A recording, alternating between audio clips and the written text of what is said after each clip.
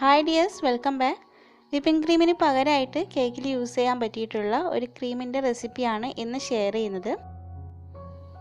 അപ്പോൾ ഈ ഒരു ക്രീമിന് നമ്മൾ ബേക്കറിയിൽ നിന്നൊക്കെ വാങ്ങിക്കഴിക്കുന്ന ആ ഒരു ബട്ടർ ക്രീമിൻ്റെ കേക്കില്ലേ, അതിലെ ആ ഒരു ക്രീമിൻ്റെ ടേസ്റ്റാണ് ഏകദേശം വരുന്നത്. വളരെ കുറഞ്ഞ ചിലവിൽ പെട്ടെന്ന് ഉണ്ടാക്കാൻ പറ്റിയിട്ടുള്ള ഈ ഒരു റെസിപ്പി എങ്ങനെയാണ് ചെയ്യാൻ നോക്കാം. അപ്പോൾ അതിന് വേണ്ടിയിട്ട് ഞാനിവിടെ എടുത്തിട്ടുള്ളത് ഡാൽഡയാണ്. അപ്പോൾ ഈ ഒരു പാക്കിന് 15 രൂപയാണ് വരുന്നത്. ഇതേപോലെയുള്ള 2 പാക്ക് എടുത്തിട്ടുണ്ട്. അപ്പോൾ ഏകദേശം ഒരു 200 ഗ്രാം ഉണ്ടാവും. അപ്പോൾ നിങ്ങൾ ഫ്രിഡ്ജിൽ വെച്ച് ഡാൽഡയാണെങ്കിൽ ഡയറക്റ്റ് യൂസ് ചെയ്യാതെ പുറത്ത് വെച്ച് ഒന്ന് റൂം ടെമ്പറേച്ചറിലായതിനു ശേഷം മാത്രം യൂസ് ചെയ്യാം. ഇനി ഇതൊരു ബൗളിലേക്ക് ആക്കിയിട്ട് നന്നായിട്ടൊന്ന് മിക്സ് ചെയ്തെടുക്കാം.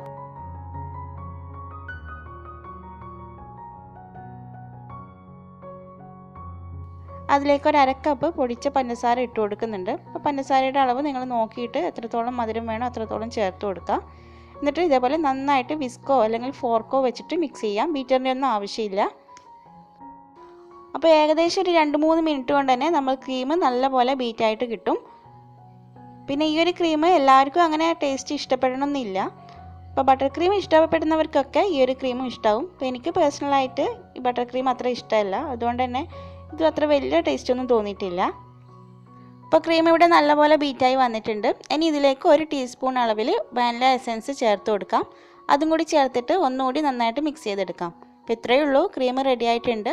ഈ ഒരു അളവ് വെച്ചിട്ട് നമുക്കൊരു 1/2 kg കേക്ക് നന്നായിട്ട് തന്നെ ഐസിങ് ചെയ്തെടുക്കാൻ പറ്റും. അപ്പോൾ നിങ്ങൾക്ക് വേണമെങ്കിൽ ഇതിൽ ഇഷ്ടമുള്ള കളർ ചേർത്തിട്ട് മിക്സ് ചെയ്ത് കൊടുക്കാം. അപ്പോൾ ഞാനിപ്പോൾ കളറൊന്നും ചേർക്കുന്നില്ല. ഇനി ഇതൊരു പൈപ്പിംഗ് ബാഗിലേക്ക് ആക്കി കൊടുത്തിട്ടുണ്ട്.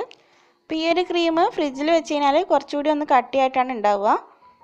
അപ്പോൾ ഇത്രയേ ഉള്ളൂ ഇന്നത്തെ വീഡിയോ. ഈ ക്രീം വെച്ചിട്ട് ചെയ്യാൻ പറ്റിയിട്ടുള്ള ഓവനോ ബീറ്ററോ ഒന്നും യൂസ് ചെയ്യാത്ത ഒരു ബ്ലാക്ക് ഫോറസ്റ്റ് കേക്കിൻ്റെ റെസിപ്പി ഉടനെ തന്നെ അപ്ലോഡ് ചെയ്യുന്നുണ്ട്. അപ്പോൾ അതും കൂടി എല്ലാവരും ഒന്ന് കണ്ടു നോക്കണം. അപ്പോൾ ഇന്നത്തെ വീഡിയോ എല്ലാവർക്കും ഇഷ്ടമായിട്ടുണ്ടാവും എന്ന് കരുതുന്നു. വീഡിയോ ഇഷ്ടമായിട്ടുണ്ടെങ്കിൽ ലൈക്ക് ചെയ്യാനും ഷെയർ ചെയ്യാനും, ചാനൽ ഇതുവരെ സബ്സ്ക്രൈബ് ചെയ്യാതെ വീഡിയോ കാണുന്നവരുണ്ടെങ്കിൽ പ്ലീസ് ഒന്ന് സബ്സ്ക്രൈബ് ചെയ്യാനും മറക്കരുത്. അപ്പോൾ മറ്റൊരു ദിവസം നല്ലൊരു റെസിപ്പിയുമായി വീണ്ടും കാണാം. Thanks for watching.